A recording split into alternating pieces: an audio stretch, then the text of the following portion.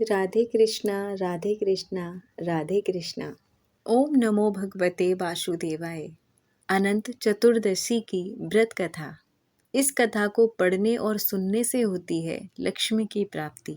अनंत चतुर्दशी के व्रत का शास्त्रों में बहुत खास महत्व माना जाता है।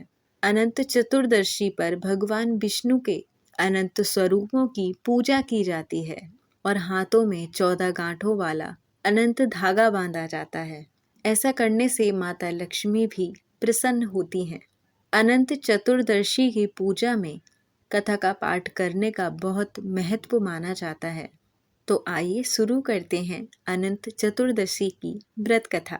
एक बार महाराज युधिष्ठिर ने राजसूय यज्ञ किया और यज्ञ मंडप का निर्माण बहुत ही सुंदर और अद्भुत रूप में किया गया। उस मंडप में जल के स्थान पर थल था और थल के स्थान पर जल की भ्रांति हो रही थी।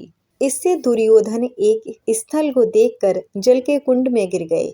द्रौपदी ने यह देखकर उनका उपहास किया और कहा कि अंधे की संतान भी अंधी होती है। इस कटु वचन से दुर्योधन बहुत ही आहत हुए और इस अपमान का बदला लेने के लिए उसने युधिष्ठिर को जुआ खेलने के लिए बुलाया और जुए में छल से जीतकर पांडवों को 12 वर्ष का वनवास दे दिया। वन में रहते रहते उनको अनेक कष्टों को सहना पड़ा।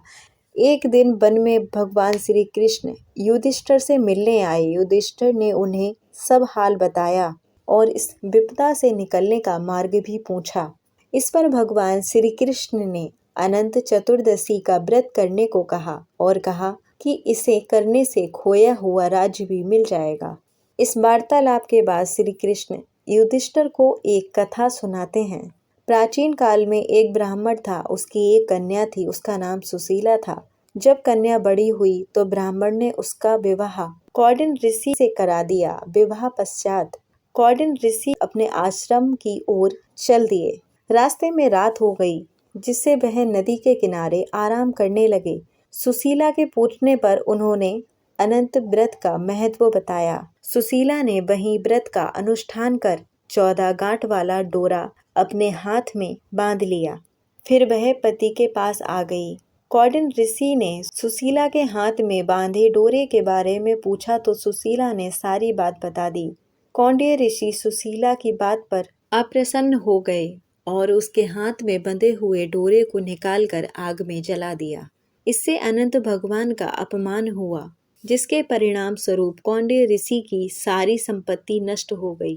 सुशीला ने इसका कारण डोर का आग में जलना बताया।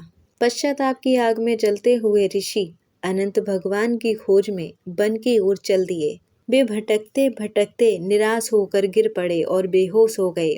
भगवान अनंत ने उन्हें दर्शन देते हुए कहा, मेरे अपमान के कारण तुम्हारी यह दशा हुई है और तुम पर यह विपत्ति आई है, लेकिन तुम्हारे पश्चाताप से मैं तुमसे अप्रसन्न हूँ। अब तुम अपने आश्रम में जाओ और 14 वर्ष तक विधि विधान से मेरा यह व्रत करो। इससे तुम्हारे सारे कष्ट दूर हो जाएंगे। कौंडिन्य ऋषि ने वैसा ही किया और उनके सारे कष्ट दूर हो गए और उन्हें मोक्ष की प्राप्ति हुई। श्री कृष्ण की आज्ञा से युधिष्ठिर ने भी अनंत भगवान का व्रत किया, जिससे पांडवों को महाभारत के युद्ध में जीत मिली। तो जो भी इस व्रत को सच्चे मन से करता है, उसकी सभी मनोकामनाएं पूर्ण होती हैं। तो प्रेम से बोलिए जय श्री कृष्णा।